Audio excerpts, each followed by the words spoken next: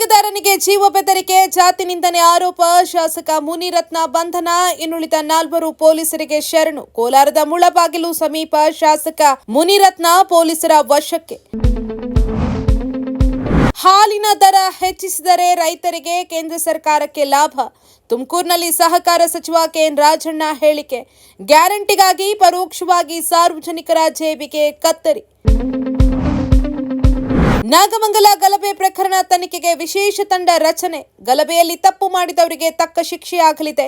ಮಂಡ್ಯದಲ್ಲಿ ಕೃಷಿ ಸಚಿವ ಚೆಲುವರಾಯಸ್ವಾಮಿ ಹೇಳಿಕೆ. ಸರ್ಕಾರದ ಭ್ರಷ್ಟಾಚಾರ ಹಗರಣಗಳಿಂದ ಜನರ ಗಮನ ಬೇರೆಡೆಗೆ ಸೆಳೆಯಲು ನಾಗಮಂಗಲದಲ್ಲಿ ಗಲಭೆ ಸೃಷ್ಟಿ. ಅಮಾಯಕರ ಬಂಧನ. ಬೆಂಗಳೂರಿನಲ್ಲಿ ಕೇಂದ್ರ ಮಂತ್ರಿ ಎಚ್.ಡಿ. ಕುಮಾರಸ್ವಾಮಿ ಹೇಳಿಕೆ. ರಾಜ್ಯ ಸರ್ಕಾರ ಕೆಲ ನಾಯಕರ ವಿರುದ್ಧ ಮಾಜಿ ಪ್ರಧಾನಿ ಪರೋಕ್ಷ ವಾಗ್ದಾಳಿ.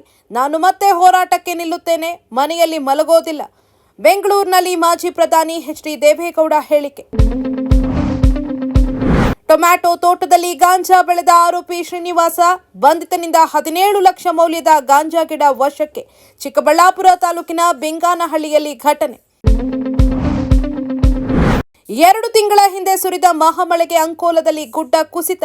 ಗಟ್ಟೆಯಲ್ಲಿ ನಾಪತ್ತೆಯಾಗಿದ್ದ ಕೇರಳ ಮೂಲದ ಲಾರಿ ಚಾಲಕ ಅರ್ಜುನ್ ಹಾಗೂ ಇನ್ನಿಬ್ಬರಿಗಾಗಿ ಶೋಧ ಕಾರ್ಯ ನಾಳೆಯಿಂದ ಪ್ರಾರಂಭ. ಸೈಮಾದಲ್ಲಿ ಪ್ರಶಸ್ತಿಗಳನ್ನ ಬಾಚಿದ ಸಪ್ತ ಸಾಗರದಾಚೆ ಎಲ್ಲೋ. ರಕ್ಷಿತ್ ಶೆಟ್ಟಿ, ರುಕ್ಮಿಣಿ ವಸಂತ್, ಚೈತ್ರ ಆಚಾರ್ ಸೇರಿದಂತೆ 6 ಮಂದಿಗೆ ಪ್ರಶಸ್ತಿ. ಅತ್ಯುತ್ತಮ ಗಾಯಕಿ ಮಂಗ್ಲಿ, ಸಂಗೀತ ನಿರ್ದೇಶಕ ವಿ ಹರಿಕೃಷ್ಣಗೆ ಒಲಿದ ಸೈಮಾ ಅವಾರ್ಡ್ಸ್. ಹುಬ್ಬಳ್ಳಿಯಿಂದ ಪುಣೆಗೆ ಸೆಪ್ಟೆಂಬರ್ 18ರಿಂದ ವಂದೇ ಭಾರತ್ ರೈಲು ಸಂಚಾರ.